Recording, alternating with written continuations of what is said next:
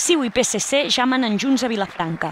Convergents i socialistes van signar dilluns a la tarda un acord que els permetrà, segons afirmen, garantir la governabilitat a l'Ajuntament.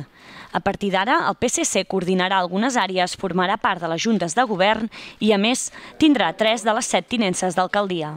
Francisco Romero serà el primer tinent d'alcalde.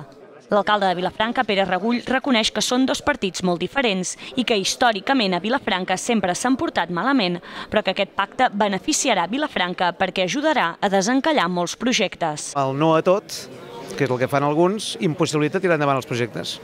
El que passa que el no a tot moltes vegades refien que hi ha algú que ho aprovarà i després el critiquen.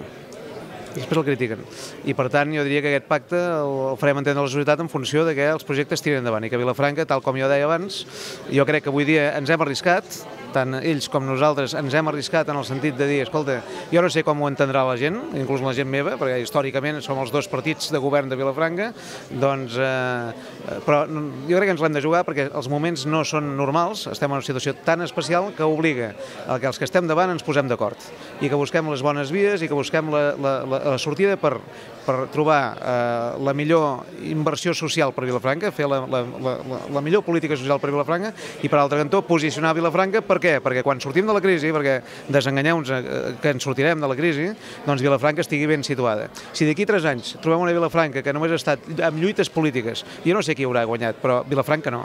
En aquest moment jo no sé si guanyarem nosaltres, però Vilafranca segur que hi guanyarà. I, per tant, aquesta és l'aposta. L'aposta és per Vilafranca, no? L'alcalde apunta que PSC i CiU no es posaran d'acord en les mocions que es portin a aprovació al ple, però que és un dels aspectes que menys li preocupa, perquè, segons afirma, les mocions són només per marcar ideologia, però que el que han de fer els polítics ara és gestionar els diners públics i que això ho faran millor amb el màxim consens.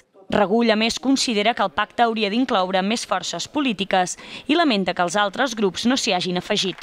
Per la seva banda, els socialistes admeten que les negociacions no han estat fàcils, però que calia ser responsable i coherent amb la situació econòmica que s'està vivint. Nosaltres el que teníem clar és no afegir a la situació de crisi dificultats polítiques a l'Ajuntament. És a dir, arribar a un acord que doni estabilitat, fins i tot ho hem parlat, no tant de bo això que està passant aquí es pogués traslladar en altres ajuntaments que estan patint la mateixa situació a altres institucions, perquè ara el que hem de fer és no afegir a la crisi econòmica, social, més problemes a l'Ajuntament. Demà s'aprovarà un pressupost i posarà en marxa la inversió disponible i podrem prioritzar temes de serveis i els equipaments, fer planificació, com s'ha comentat, perquè realment puguem treballar més a mitjà termini.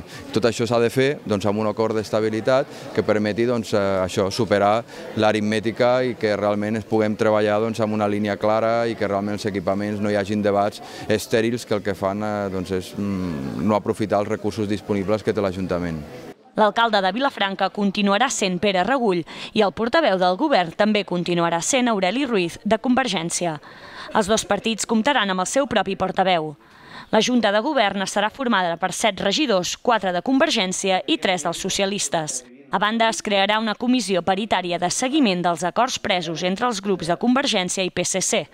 Finalment, es celebrarà una reunió de govern cada mes amb tots els regidors dels dos partits. El pacte no comporta un augment significatiu del cost total del govern, ja que cap regidor socialista estarà a dedicació parcial o total i, per tant, no estaran donats d'alta a la Seguretat Social, sinó que seguiran percebent assignacions per assistència a diferents òrgans com feien fins ara.